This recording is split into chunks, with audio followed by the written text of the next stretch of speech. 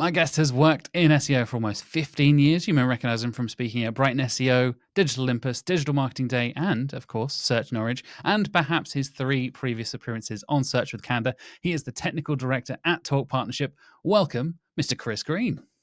Hello, thanks for having me. Good to be back on. This is like Absolute it's pleasure, kind of mate. it's getting that comfort. Like I almost need my own slippers and mug now. Sort of I think that is we do have point. some Candour mugs. You've got the AlsoAsked hoodie. I feel like you're part of the family, Chris. You know, Get that's how that merched up. works. Exactly. And I know I was talking to you just before we started recording, and this is kind of a little bit different. We're going to dive into some also our stuff specifically. This is going to be on the Search with Canada podcast feed, but it's also going to be broken out into a lot of the also our stuff. So if you're watching us for the first time, hello everybody, welcome. And this is basically going to dive into something you've been using People Also Ask data for, Chris, a study you've done recently with us. And that is all about how answering People Also Ask questions can correlate with organic rankings. And I find that question really interesting because Mm. that feels like the whole crux of that approach, right? It feels like kind of the fundamental thing of what we talk about and what Mark talks about a lot with Mm. Also Asked is how much can these PAA questions actually factor into your organic strategy.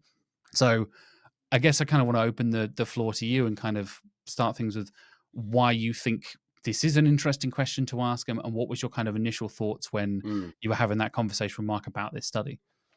Yeah, so it's an interesting one. I mean, I I've talked to Mark about a lot of this stuff and followed the PAA box and the data that it pulls out and the methodology for a while, and it's one of those things that you can kind of look at that data and what comes out of it, and you can be like, huh, well, some of that's not super surprising. Some of it might be. It's kind of useful. It's kind of not.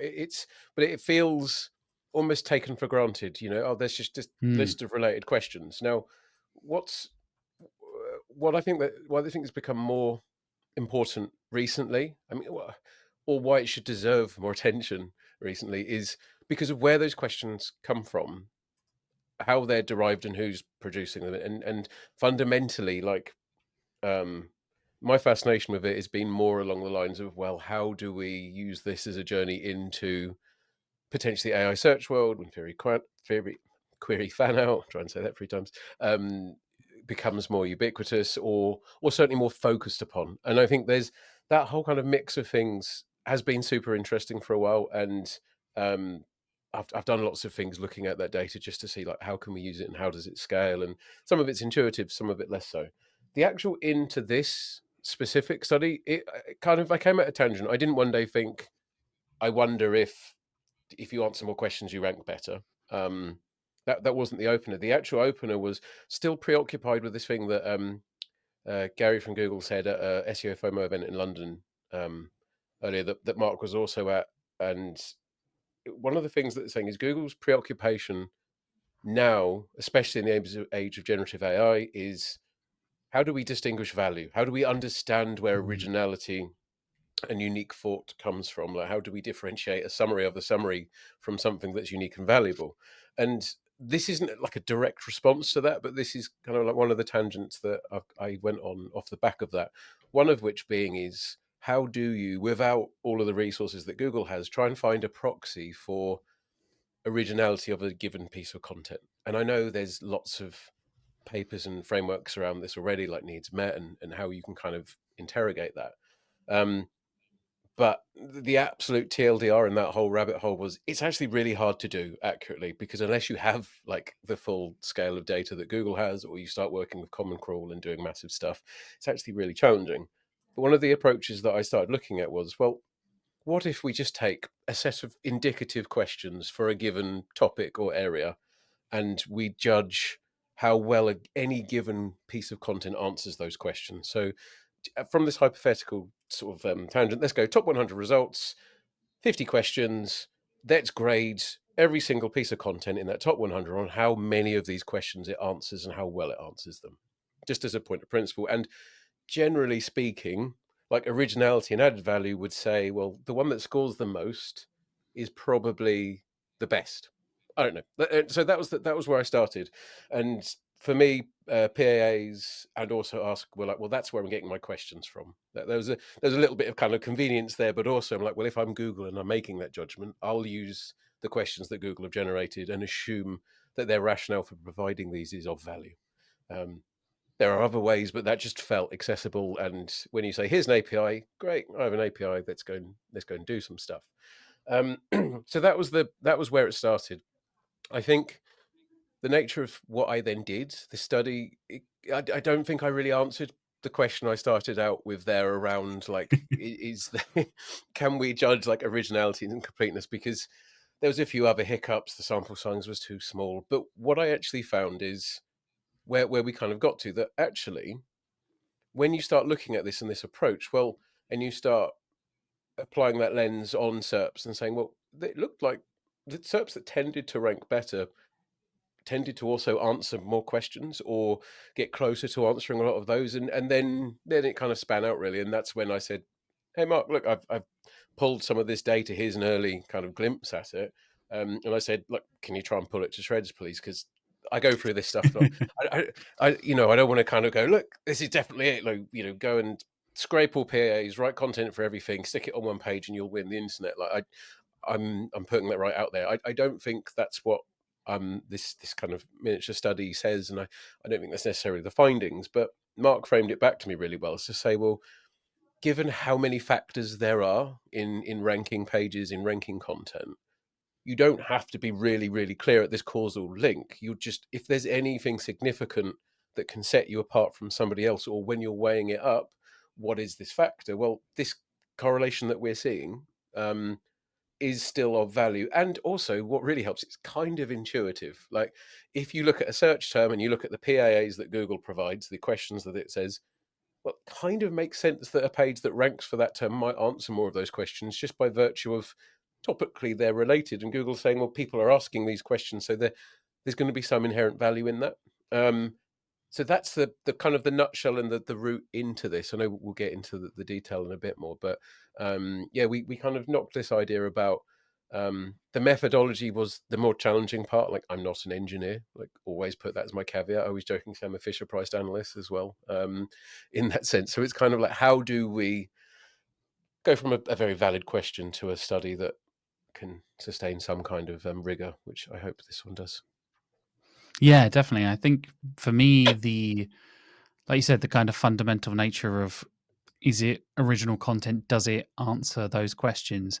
Ties so much into what we've been talking about with LLMs and AI search and all that kind of stuff. Is that, does it meet the user needs? Right? Does it feel like, in theory, Google said, AI generated content can still provide value if it is still good and it is still answering the right things and providing value to the readers. And I think that's true in general. But when you have that kind of thing, as you mentioned, query fan out being a huge topic at the moment with how AI mode is reinterpreting the SERPs, for what a better phrase, Mhm. I think it's a really interesting time to look at this kind of data that, as you said, the kind of data you can see that is coming from Google and is coming from humans through Google as well, which I think is the key part there.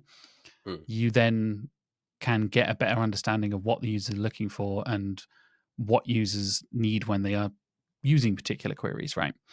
And I think to get into the methodology a little bit, I think it's a really interesting way to kind of combine a few different elements of, obviously, AlsoAsked, then the SERP API, and then OpenAI's API. So bringing in ChatGPT in that process as well, and having an idea. And this is something Mark has talked about a lot: is the, like you said, how well does this article answer these questions, kind of thing, and is it literally a full word for word? Somebody has literally copied the PAA and put it in the article.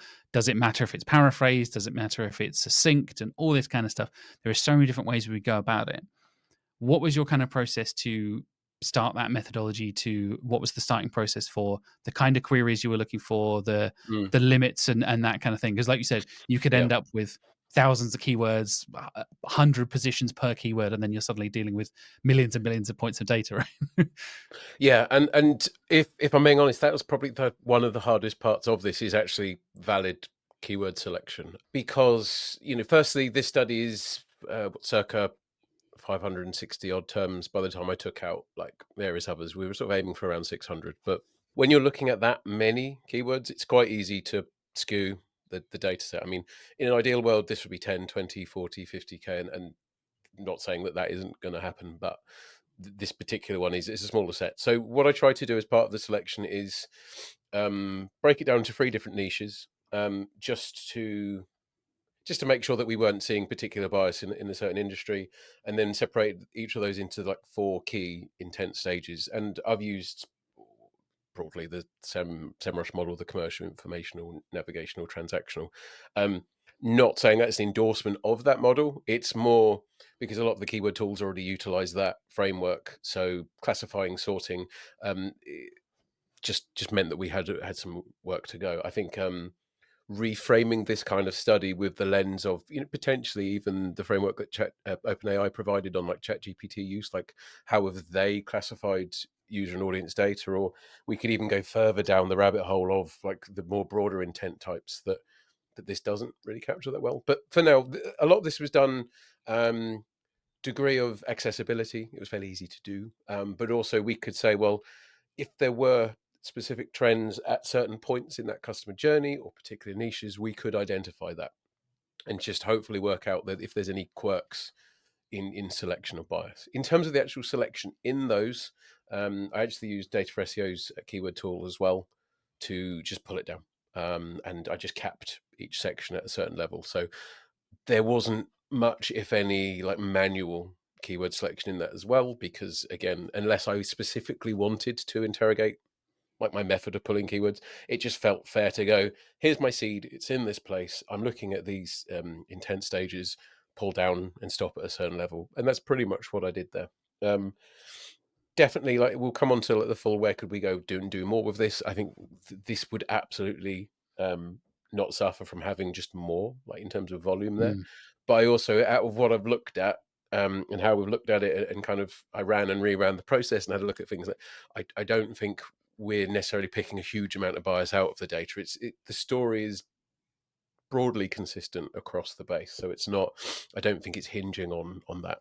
Um, so that was the keyword side, and then from like the pipeline, kind of already said, I think the AlsoAsked API felt like a really logical place to pull that data. Already subscribed, worked with it, knew that it worked, kind of job done to a less greater or lesser extent there. And then again with SEO data, I use a couple of the different providers, but I could have used any, to be fair. I mean, the fundamental part of that was just here's the list of keywords that I've built. I need to go and pull down X number of results for that. So that's essentially what I did. Key thing about that is I only fetched the top 20. I did some really early tests with this where I went down full top 100, and generally speaking, this isn't going to be like mad news to anyone, but the further away from position page 1 you get, just the worse the results get for ranking in that. So conceptually, like you start to see really odd trends coming out of things when you see a page that ranks really, really low, and that there are it's hard to judge whether there's actually a lot of value in that. Also, from just the sheer amount of data and how we've got to work with it, it just didn't feel super valuable. And the correlation between questions asked on page 8 in Google kind of doesn't impact anybody beyond the that might be interesting, but there's nothing like that drives action from that, in my opinion. So, like the top 2 pages, realistically, are we going to go any further? We see Google's num 100 changes to how rank track is scraping. I've seen clients lose 40% of impressions overnight. It's like, well, there were people. Most humans clearly aren't going that deep into SERPs if we stop that happening and it drops off. So again, it kind of justified what I think we all knew anyway, right? So top 20 C terms, I've just pulled out the organic results. So that's another key caveat is we're not looking at all different answer boxes, like what is organic, what isn't organic. And we've obviously got different ranking mechanisms in each. And I didn't then want to start pulling in rankings of PAAs because that gets a little bit meta when I'm answering it. Just for simplicity, and because I'm an SEO, 10 blue links, as much as that's a myth now, I pulled the top 20 of them. And that was kind of I guess the easy parts of the pipeline. The trickiest bit is extracting the content, because turns out scraping the web at scale is really hard. Like we give Google a hard time as in SEO industry, and to be honest, that's kind of our job, right? But when you're suddenly given a list of tens of thousands of pages that you've got to go and scrape that content out and make sure you're pulling the right content and it's meaningful and you're not getting blocked and various other things. It's actually really kind of challenging. So I used Readable. Was it Readable? Yeah, Readability JS, which is the Firefox kind of accessibility mode. Basically, strips out everything that's not useful to people who need to just have the content read to them, and then scrapes the entire URL library of that I collected with that model, and then did some post processing and exclude. There's a lot of content in there that wasn't crawlable or parsable and various other things. But that got me top 20 results and all of the content in one place. I kind of gone for a long period. That's not even the full pipeline yet, but I don't know if there's any other kind of questions or things before I carry on rattling through. No, yeah, I think the content extraction stuff is always interesting to me because, like you said, there's often a lot of fluff. It's almost the same methodology you were talking about with the SERPs, right? Like you can pull out absolutely everything, but you end up with data you're not actually going to use and stuff that isn't actually helpful, and you kind of clog Mhm. up your data in many ways. I think that's a good way of kind of was that pre-filtering process, right? Of going through and making sure you're picking the right stuff.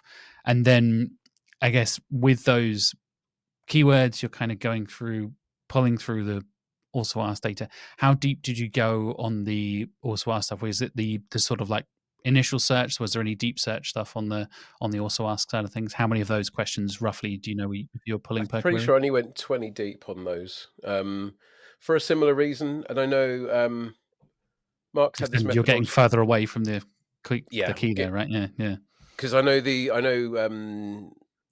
process that Mark's got in Screaming Frog with the PAA API that scrapes on a awesome process. Incidentally, like just we're going to go and see do all of our pages answer these questions as per what's in our H1 is a just a very kind of elegant way of answering those kind of questions. But part of that process, there's this almost self-selection of, well, is this question even relevant anymore? And I found from the Mm, test is if the more you go past the top 20, it just goes off at a bit of a tangent. And there's just obviously as part of my process, not necessarily obvious to everyone yet, but I was using a version of ChatGPT to um, say, well, is this question relevant or is this question answered or not? But it's more just a case of volume. So you go too much over 20, you go too deep, too far down a rabbit hole or down the wrong tangent. And it just gets slightly less useful then.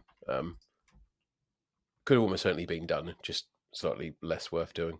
yeah, definitely. And looking at those results, was there any like particular hiccups or errors you bumped into there? You mentioned some crawlability issues, right? I assume Oh, there would wow. be Yeah. like Yeah. JavaScript issues or like I don't know accessible content issues and stuff like that. Was there anything you bumped into that kind of threw a spanner in the works? There's tons, if I'm honest. Some of the key ones, right? A lot of it is just general like bot protection. To be frank, like I'm not a bad actor, but I'm also for a lot of sort of bot mitigation stuff. They just don't want. Like, I don't present any value to these websites. Why would they give me their content? That's generally the premise. And I went to some lengths of looking like a realish human, but not as far as I could have done. You know, there's we can go down some really advanced sort of like bot mitigation or counter bot mitigation stuff. Um, and for most of the sites that really didn't want me to access it wasn't a significant problem that they couldn't be accessed. A lot of them were things like YouTube. Um, Others, Reddit sometimes was quite a challenge, but I had Hmm, to build a separate pipeline for Reddit. Uh, which actually in the data wasn't worth the effort, incidentally, but at least we stand by the rigor. Um, I think one of the niches overlapped with music, so huge amounts of Spotify playlists and stuff in there, which from interesting. a readable content point of view just doesn't matter. Like, someone's comedy playlist name might be all it needs to rank in some instances, or like a top list, or so. There were a number of things like that. The bot mitigation was the main one. The readability JS I was running on locally on like a node server, so was rendering JavaScript content, so that circumvented most of things. And then if I noticed that there are any domains or keywords where there was a significant number of results missing, I went back, repassed them, and just saw, okay, what do I need to do? I think it ended up rerunning the entire end-to-end process a few times, which again, it's the kind of like, you think, why don't more people do this kind of study? It's like, just because it's frustrating, it takes a lot of time, and it's a set of completely different skills to an SEO's day job, like scraping, running these pipelines accurately, analyzing it correctly, etc. So we got to a point. I think the first pass I was probably missing, I don't know, 25-30% of the data. But for some SERPs, that was actually quite a large percentage of what I was validating. And very often it tended to be that the ones higher up I was missing more of. And it's kind of like, well, if, the top half of my SERP is missing more results than not, then that the conclusions you can draw get a bit weaker. So I reran a lot. And then for those where I couldn't just do a lot, I just remove those from the analysis just to stop that kind of impacting. Um, but I would say, if you want to learn more about like interneting and SEO and technical side of things, and also start seeing the kind of challenges that face, I would always just do stuff like this. Like, if you are going to scrape or do this kind of work, obviously, you've got to be cognizant of, well, what is legitimate or moral or legal, and work out how you do it. But for finding very specific pieces of content, pulling it down and analyzing it, it does teach you an awful lot. And then you think, well, if it's blocking me, is it blocking Google? Is it blocking OpenAI? Is it? Mm. And then you can kind of segue nicely into bot management and other stuff like that, which is a hugely underrated but increasingly important skill set. So I would say even doing this work is really good for just general like education and skills, as by way of a tangent. That's really interesting. Yeah, I hadn't even sort of, like you said, it's a skill that I think a lot of us know about and aware of, and you hear people doing interesting things. I know we hear Noah Lerner talk a lot about building data pipelines, and people like Dave Smart and Jamie Indigo talking a lot about all the cool bot crawling information and all that kind of stuff. But it's often not something, like you said, you kind of get your hands dirty with unless you end up doing something like this. And exactly as you're saying there, Chris, as anyone who's ever done this sort of stuff, gets incredibly frustrating with all the weird little hiccups of like, well, why did it do that? That was working 5 minutes ago. How come it's not now? Rerunning it from scratch, rerunning the script. Oh my God, all that kind of stuff can be Mhm. incredibly frustrating. But It's it. I think at the end of the day, you got some really interesting results. I think there was some overall kind of, from my perspective, I think kind of what I expected vaguely. Would you feel the same kind of way? Was the overall kind of results? I guess we're going to get into them now, right? Of like, how satisfied were you before we get into the details, and was it kind of what you expected going into it when you were doing that initial kind of poking around before we got involved and partnered up with AlsoAsked? Um, Generally, yes. There were a few things that did impact it. I think the the very first one. So I gave GPT 3.5 Turbo the task of saying, does it answer or doesn't it answer the question? Because effectively it was the cheapest, reliable way of doing it. I started with 4.0, and that was ridiculously expensive, incidentally, and was overkill. So went with 3.5, and initially just says, does it answer it, yes or no? And that was okay. But then you realize, well, something can almost answer a question, but not explicitly so. And I found that just cut things off too much. Like, I had to introduce like a partial answering to, because Hmm. otherwise it would just basically be like, on average, pages fully answered questions, like one or two questions a set. And then when I started digging into it, it's like, well, no, that has answered it. Or sometimes, who'd think the searchers are asking rubbish things? And it's kind of like, well, you're asking for something that doesn't exist, but the answer might still, you can have it answered with something that's still useful, even if it doesn't explicitly answer the question. And I found adding that partial element in there helped give a bit more of a nuanced view. I would say things that surprised me. I think, firstly, just in general, the number of across all niches, the number of questions that were answered fully or partially was still relatively low. Um, I don't know how significant that is, because again, it really depends. Like, I would also say somebody on a kind of informational, top of their funnel sort of journey, you would probably expect more and more pages to answer the questions, and you'd expect that at like a transactional stage, maybe there's slightly fewer. And there were some kinds of correlations like that, but they weren't super strong. Like I'd say in general, you don't have to answer 10, 15 PAA questions to rank well. I would say it doesn't have to be many, because I think the bar is quite low.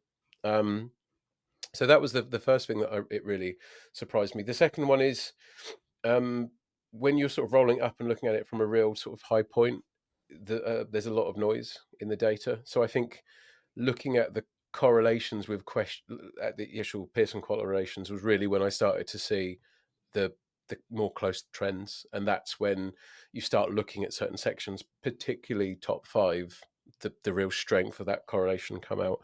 And I feel, I don't know, this is kind of conjecture, but um, when you're talking about the top five results for any keyword, assuming if there's any kind of volume for it, you would say that broadly those top five pages are doing a good job to compete with one another for it. Otherwise, you'd assume they wouldn't be there.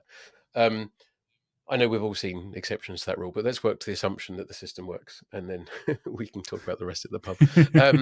So if we say, okay, ones in the top five are good, maybe one of the differentiating factors, and I say one of because it's key, is when we get down to, well, the amount of questions.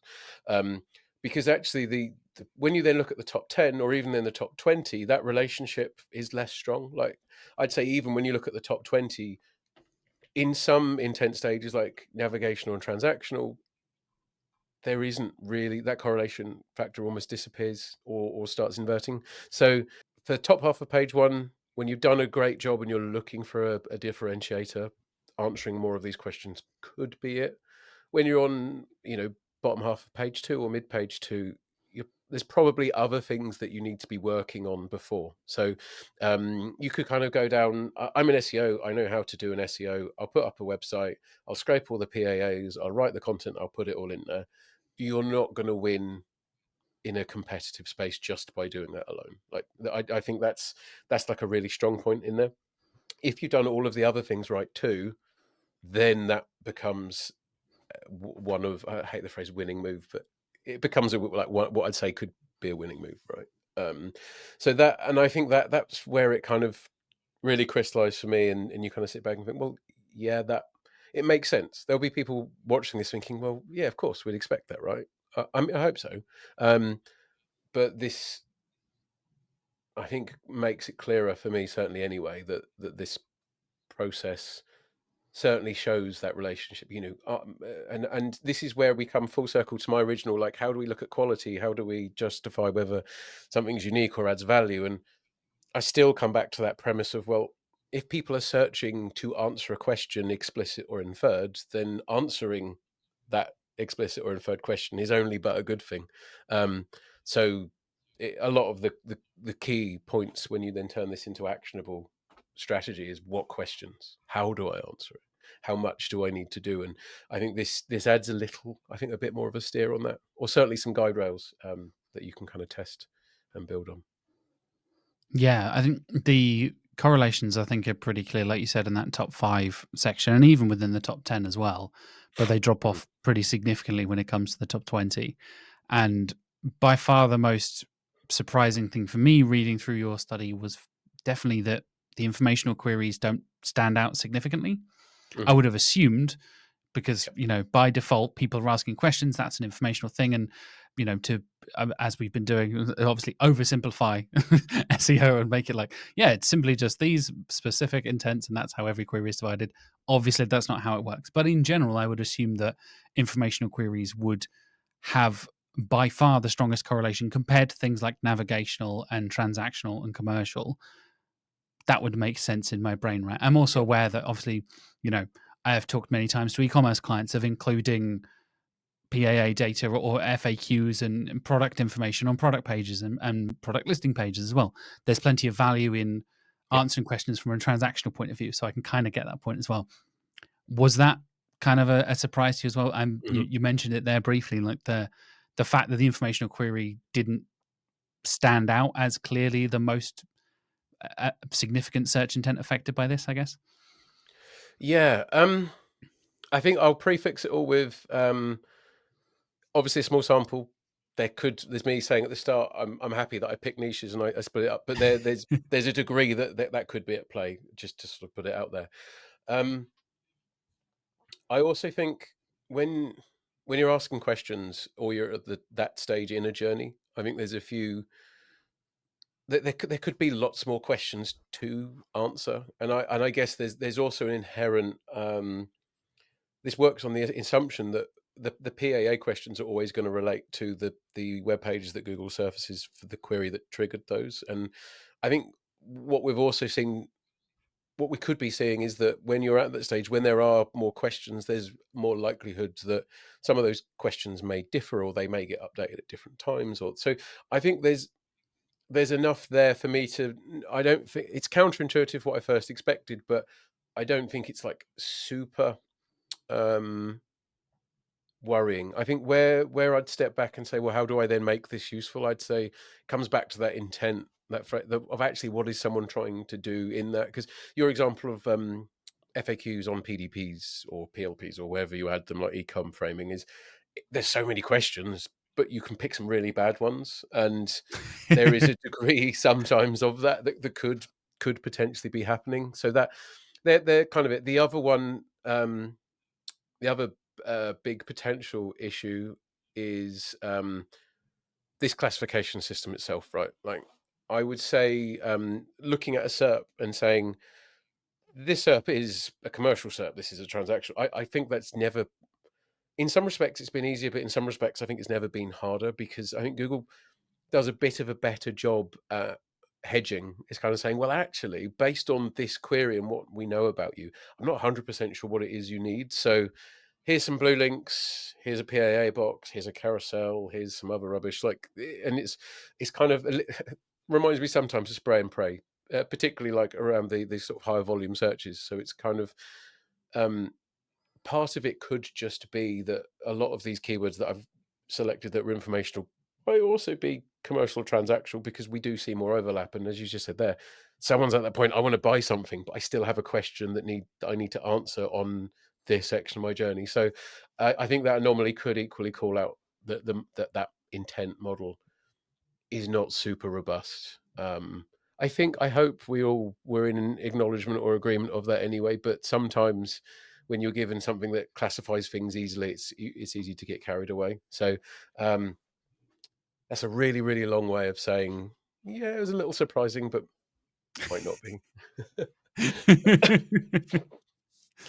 From the Uh, other side of things, I think the kind of the key takeaways, I think that top 5 is clearly the most interesting thing for mhm, that positive correlation. And like you said, I'm not surprised either that it drops off so significantly the further you go down.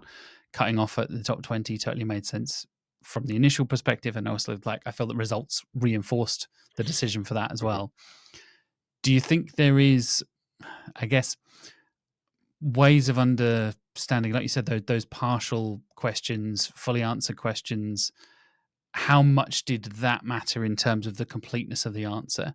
Was there much mm. kind of comparisons of this page completely answered this many questions compared to a partial answer of, this page compared to that in a similar kind of SERP? Or was it less of that kind of correlation between those two sides of it?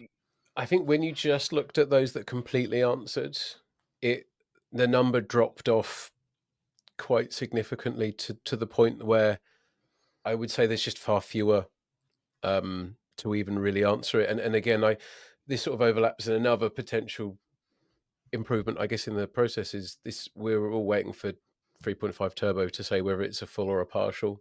Um, just the nature of the model. Like, sometimes it might say full, sometimes it might say partial, because fun, like LLMs, yay. Um, so There's always a chance for hallucination in there, right? well, it's just hallucination, or just the judgment being. I mean, even the Mm. word judgment is wrong, right? Like, just that interpretation, that token selection just might have fallen a different side of it. And when you force a fairly fixed kind of output onto what isn't how LLMs generate their outputs isn't fixed. I think there's that needs to be kind of considered as well. So I think that's why I'm happy to bucket together full and partials without too much worry. Because I think I applied scores to each, so a fully answered question does score better than a partially. So I think there is still a chance that that has impacted it. But if I was to split them out and try and say, do we see anything differently? Um, Without a much bigger study or a much more, we could run it on a better model, and you'd probably get better results. But I would still say there was no human in the loop on that reviewing process. I mean, there was. I kind of sampled a few, but when you kind of multiply it over the amount of times it's had to judge it, like 20 questions, 20 results over 560 keywords, I'd still be checking them. um, I think probably. So there's a degree of, um, I think that would be useful. I think there's from a study point of view, that's a clear gap. Like, it's not a question is just not answered yes or no. It's how well is it answered, and even today, it's like, is it answered kind of cogently in a very logical and easily extractable way that stands up by itself when removed from the context. There's a whole other direction you can go, and you really interrogate that.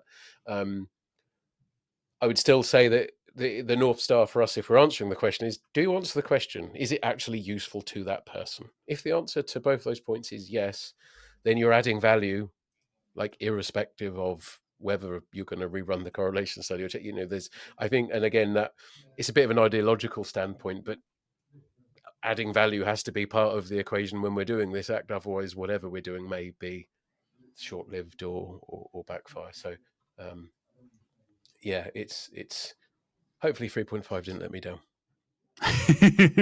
Fingers crossed. Exactly. Yeah. Um, I guess if you're having conversations with clients, with fellow SEOs going forward, what is the actionable kind of thing you would recommend coming out of Mm. this? Do you think you should be thinking about adding these PAAs to your pages and answering them in depth, or answer as many questions as you can? Obviously, with the big caveat of having a technically sound site, Yeah. external signals, et cetera, et cetera, et cetera. What would you think would be that kind of key actionable point you would recommend if you're having that kind of conversation with a client and they ask, "Oh yeah, Yeah. we want to implement this." So let's go on the low budget, low time end of the equation.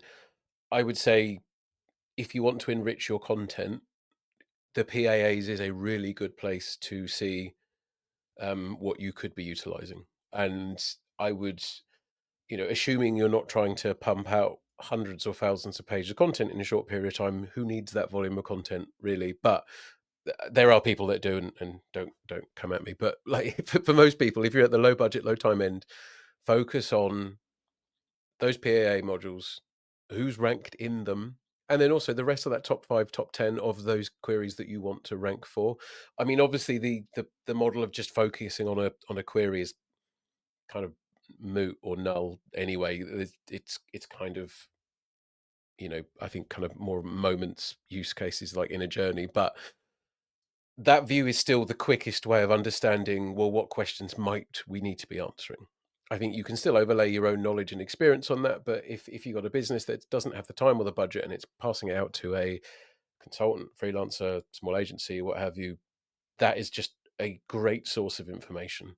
And if you QA it manually yourself first, and then you action the stuff that's right, and you really focus on, how do I genuinely make a good answer, not just asking GPT-5 for what the best answer is, I think you'll do well. I'd say this study gives me enough confidence to say, well, I think when it's a coin flip between you and the other person vying for page one, and you've answered more questions better, you'll probably win based on that. Um, Not super surprising, kind of intuitive, but I feel confident in that. I'd say if you've got more time and you've got a larger budget, I think running this kind of thing, this kind of investigation in your niche for your keywords with your Mhm. own like customer types, personas, however you want to frame it in mind, I think that would be super valuable, because there are certain types of knowledge and there's a certain type of information economy around each different kind of industry or niche. And um, sometimes you can answer a lot of questions with a really, really good piece of content. You don't have to do tons. And I've found in certain places, like, if you can demonstrate your ability to do something really, really well, one piece of content will cover a huge amount. So you don't have to go hyper niche if you understand it really, really well. Um, so I'd say, like, where are your competitors answering questions? How are they doing it well? What techniques are they employing?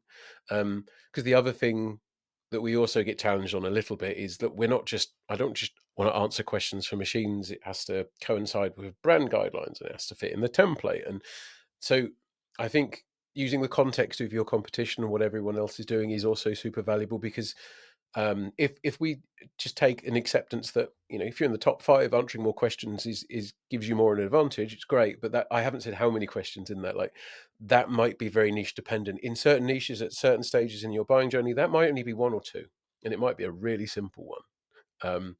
Be amazing. The more I'm seeing more and more and more around the almost aftercare, post purchase part of a journey, there's just questions on, like, returns, customer satisfaction, rebuying, stuff like Yep. that, that I think people have assumed they don't need to document because it's just not that we're not tracking those bits. LLMs are kind of blowing the door off that, because one of the most commonly hallucinated pages I've ever seen are, like, contact information or stuff like that, or press or other things. So, um, look at this for your entire customer journey. Look at the questions at each stage. If you're a big enough brand as well, that PAA data will basically tell you the questions you're not answering. So, even outside of the study, I think there's some value there.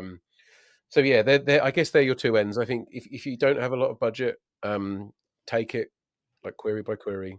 Um, Take the assumption that that PAA module is a source of good information for you, and answer all of the questions that you think you're well placed to answer and are relevant. I wouldn't say arbitrarily answer the stuff that's random, because that doesn't help. And then, yeah, if you've got more resource, I'd try and run a version of this against your kind of key competitors and learn how they do it, the patterns of the answers, the kinds of content that can do it the most efficiently, because all of your barriers are very different when you get to that size. You have compliance and hurdles and other senior leadership you've got to buy in. So you've got to be looking at the efficiency standpoint as well. I guess the only other thing is just step out of the PAA bubble. You might find the longer you work at this, or if you're in a particularly competitive niche, the PAAs are kind of like your gateway, and they aren't the end of the journey. They're potentially only the Mm. start. I've been looking at lots of different ways of mining questions. If you have reviews, if at product level or retailer or business level, implicit in your reviews are questions. They're either answered questions or they're unanswered questions, depending on the sentiment, which is valuable. So inferring questions out of that kind of UGC is really super valuable. The other one is, I think it's the Vertex AI documentation. You can even start to look at that grounding functionality in there as well, which helps you understand potentially query fan out around certain kind of prompts and queries. So that's another source of data. I wouldn't say it's the source of query fan out for AI mode or AI overviews. I would say it's a lab version of a similar mechanism. Um, but that's another great source. I would say that okay, I've got my flow now. If there's anything you go and do, is become obsessed with the questions that could be answered around what it is you're doing. If it's asked and you can answer it, um, you've got to now. The amount of content that you need to just be reliably along your user journey is probably a lot higher than it was if you're really, really serious about being everywhere you can be. Um, so that could be your new obsession. I'm still trying to tame that and make it an efficient waste of time, or an efficient obsession. Sorry, not waste of time. Stop it becoming a waste of time. But I guess there's plenty of other directions. I mean, stuff that Mark puts out, Dan Petrovic. There's Andrea Volpini. There's loads of people who are doing a lot of really cool stuff in this area and being very, very generous with what they're sharing. So go follow them and build some stuff, and come and talk to me about what you think I've done wrong or what you'd like to do better. Be nice though, because it did take me a long time. Well, you'll be pleased to hear we'll have more follow-up episodes talking about how AlsoAsked can tie into plenty of other stuff, from copywriting to brand positioning to behavioral modeling and a few other bits and pieces as well. So, yeah, you folks, you can stay tuned for that. In the meantime, Chris, how can people follow you, keep up with what you're doing in SEO, new studies, interesting things like that, talk, Yeah. all that? So LinkedIn's probably the best place. Chris Green SEO on there. Blue Sky at Chris Green SEO. I think I have an X handle that I don't use. If you are still on there, I might not respond. Sorry. Chris-green.net, and then also Talk Partnership for anything big. Yeah, best ways to follow me. Just reach out, drop me a message. Be great to hear from you. Fantastic. Thank you so much for joining me, Chris. Been a pleasure. I look For having forward me. to reading more of your studies, talking with you more, and yeah, hopefully catching up at a conference soon. Awesome. Until next time.